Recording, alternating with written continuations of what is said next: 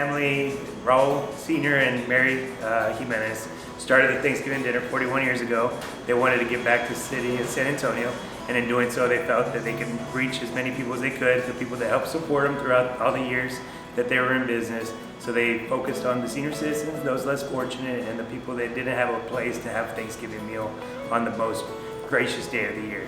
And that's where the event started. 41 years later, we were able to feed 25,000 people annually, and it's just been a wonderful San Antonio tradition since.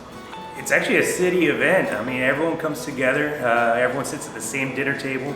It's one of those events that nobody wears a specific hat or has a specific title. It's more that everyone's there for the general good, for the good of helping others, start the holiday season off right.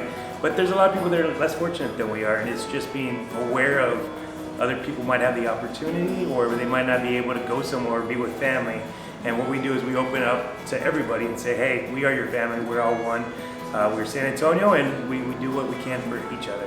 With COVID, we had restrictions from start to finish. We worked hand in hand with the city, which your group was actually able to come in and kind of facilitate all the media coverage, all the events, all the the media blasts, and kind of keep us organized. It was very easy to go from, hey, this is the 3 or 4 or 5 items on our list for the day, have us all organized and in place. I think the biggest part of it was very stress-free. I mean, you and your team did an amazing job of orchestrating the whole entire event and making it a picture-perfect, outcome. I mean, we did great, and we made everything work. We didn't have anybody that was infected or anybody that was, in contact with COVID. We reached 10,000 people. I mean, it was a great opportunity. It stems from the leadership that your group comes and brings to the table, but at the same time, it's trust, and we didn't have to second guess your team. We had everything handled, and honestly, I don't know if we could have done it without you. In a nutshell, it took a lot of the fun out of it, right? So we're used to kind of dancing, having music, having lots of seniors and people around us, just celebrating the day that's the most gracious of the year. But this year was just a little bit different. It was more organized. It was more created to give to those deliveries, get to everyone that couldn't make it to us because of COVID this year. But it was a learning curve for a lot of us, but we knew a lot of what we were doing already. It's just we had to intensify it. We were able to partner with tons of nonprofits, Meals on Wheels, and other great groups that were able to help us accomplish our goals.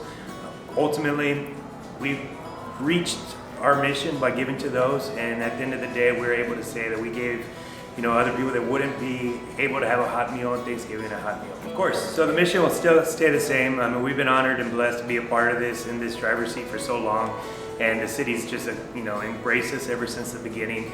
I want it to get back to where it was, to the fact of we were giving to those that didn't have anywhere else to go. And not just those that are less fortunate, but the military, all the people that came across the United States that might be displaced for their families or whatnot. It is just that emotional bond that says, hey, we're all one, we're all human, we're all San Antonians. We don't turn anyone away, but that was the beauty of it. We allowed everyone to come in. We count our blessings each and every day, and I think Thanksgiving is one of those days that allows you to feel that kind of warmth and nature of we're all good people, and we're all trying to do the same thing for the common good. And I think at the end of the day, I would love to see all the people dancing, listening to music, running around. The human interaction is what we were missing this year, and I think if we go back to what my grandfather stood for, it was always about being with people and trying to make people happy, smile, and at the end of the day, that's what we really want to do, bring it back to where it's a San Antonio event once again.